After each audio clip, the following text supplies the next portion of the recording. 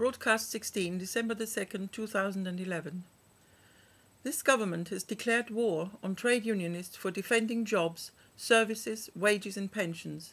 The Tories have made it abundantly clear they will not give an inch in negotiations, and that negotiations are altogether a thing of the past. Why? Because they are presiding over a bankrupt economic system which is on the verge of collapse. In the last 30 years, Tory and Labour governments have piled one piece of anti-union legislation after another to bear down on organised labour. Now the government is increasingly criminalising vast sections of the population, coming into conflict with the state. Water cannons, M26 taser guns, surveillance technology, it's all ready to be used by police, armed forces and special units. They will have prison camps ready, not for hundreds, but for thousands. And if you haven't got a job, forget about job centres. It'll be the workhouse for you. 50,000 trade unionists marched through central London on November the 30th as part of a one-day strike by public sector workers.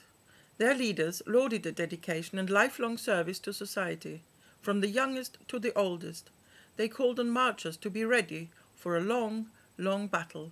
But they also fostered dangerous illusions by saying, "We will change the mind of this government." What nonsense! The ruling class will not be taken in by the rightful demands of working people. At the height of the struggle, trade union leaders are incapable of making more than a moral argument, calling the bankers, the wealthy, the people in power, irresponsible. As if the bankers, the wealthy, the people in power had ever been anything but looking after themselves at the expense of the rest of society. As if this capitalist system had ever been anything but a system of exploitation of the many by the few. We are in an absolutely critical situation.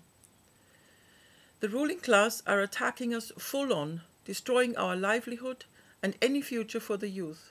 All sections of the society are suffering.